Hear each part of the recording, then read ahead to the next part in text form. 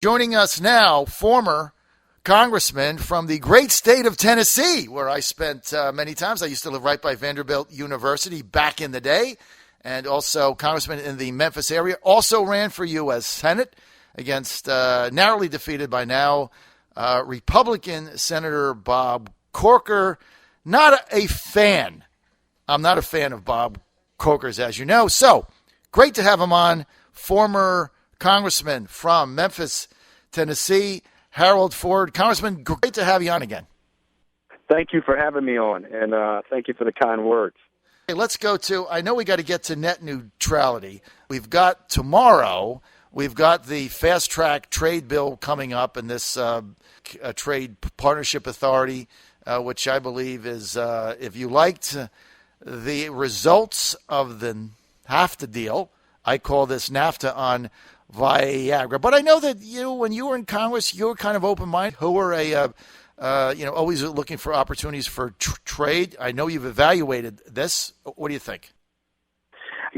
I share concerns that people have about previous trade deals. I've voted for some of those trade deals in the past, and some have worked better than others.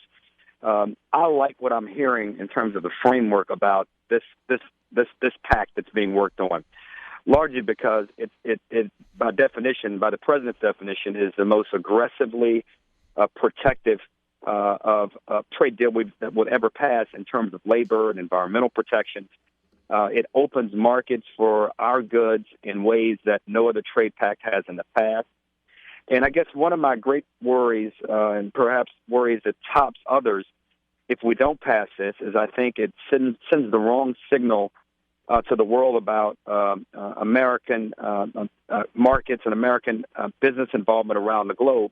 And perhaps worse, in some ways, this is not to indict, the Chinese, but it certainly allows for another country, and that country being China, in the next 5 to 10 years, to lay out the rules of the game in these marketplaces that we're trying to enter if we don't pass this agreement.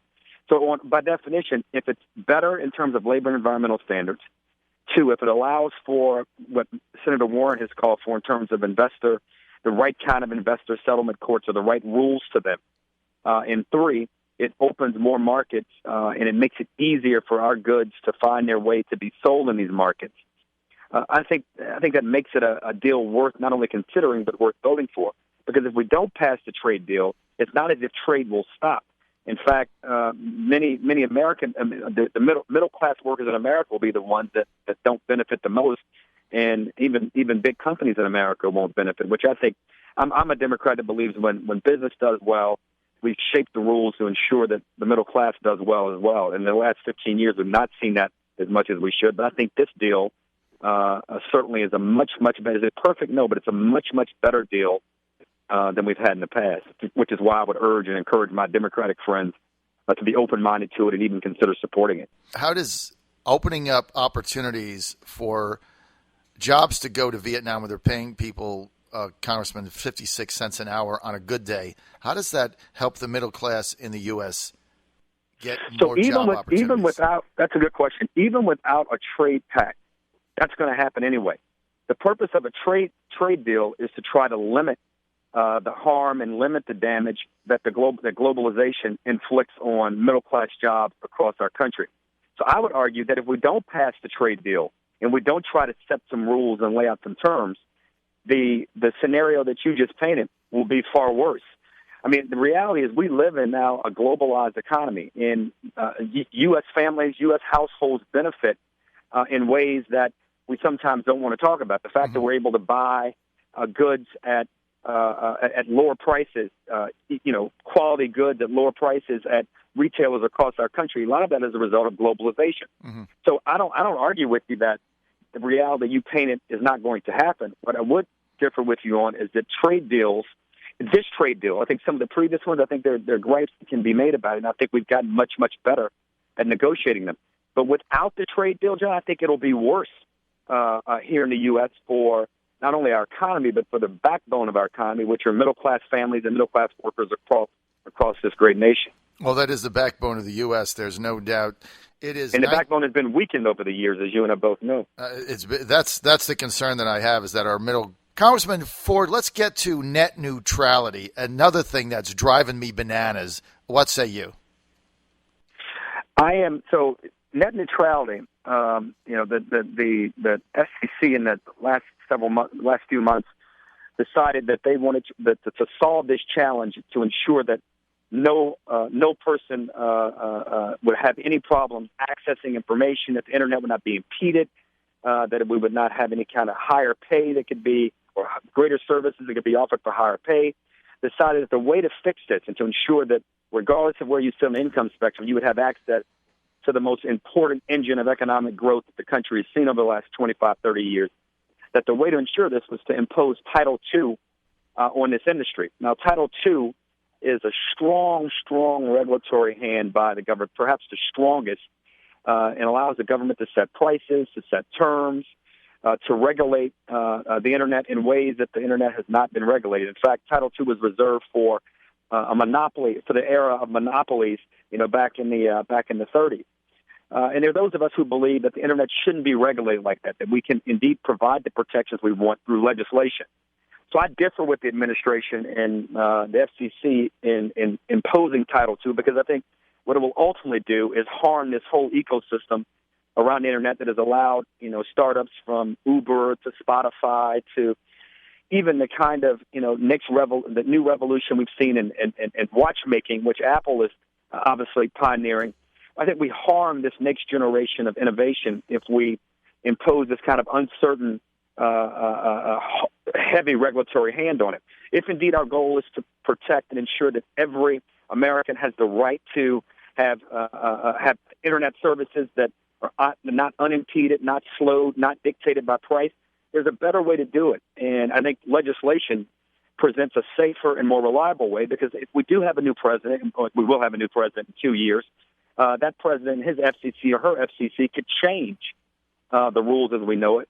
And not to mention, it's clear that we're going to have a barrage of lawsuits and legal uncertainty that will abound for, perhaps the next few years as these challenges work their way through the court system.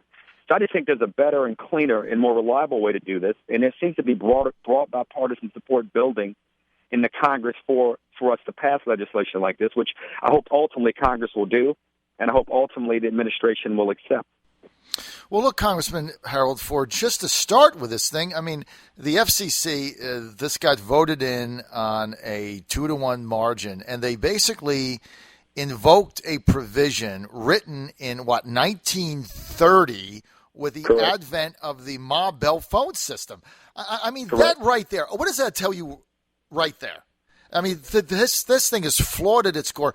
And when you look at the one Republican on the FCC that dissented, I mean, that if you read his dissension, it was like, he was like, you guys got to be kidding me. This is the most stupidest thing I've ever seen.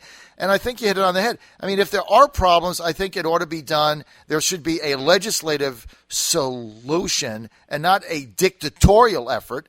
Ponder this question I asked before we went to our valued and loved and vaulted sponsors of our show. We said, look, who was asking for this net neutrality? I didn't get any emails. Nobody said anything. Everything was going fine. Why even get involved in it? Look, I think you raise a question that's been raised by a lot of folks, and I happen to be of the opinion that some of the concerns raised by net neutrality advocates in that is that going forward we could face these challenges, and we ought to ensure that you can't impede or throttle or slow, anyone's ability to access information, and that we don't allow companies to have paid prioritization or to alter prices depending on the kind of, traffic that flows. I think all of that is legitimate. But your larger point is we weren't having a problem. For the last 20 years, we've had a light touch approach, light regulatory approach from the government as it relates to the internet. And it has allowed it to thrive. It has allowed innovation to come about. And frankly, the question you raise is the most fundamental one, and that has not been the case. What it certainly suggests is that if we are going to provide some protections for consumers, Title II is not the way to go, especially since we all want this ecosystem to continue to grow, to continue to innovate, to continue to create jobs and opportunities. Title II, which, again, you laid it out so well, this is a 1930s Depression-era style a regulatory tool. and to apply it now to the most dynamic, the most innovative, and I would argue the most important economic driver engine that the economy has known for the last quarter century or more, I think is just wrong and perhaps even foolish. Well, that's going to be the final word. It is wrong. It is foolish, and we've got to get rid of this whole net neutrality thing. It's absolutely asinine. Now, I've only got about 20 seconds, but when are we going to see Harold Ford back on Capitol Hill, back in Congress? You were very kind. I'm now a new father. I have two young kids. I have a 17-month-old and almost a 4-week-old. And my wife and I, my family, we live in New York. I still get to Memphis somewhat often. I was there not long. I was there earlier this week, as a matter of fact. And public service made me, and I hope one day to have a chance to serve again.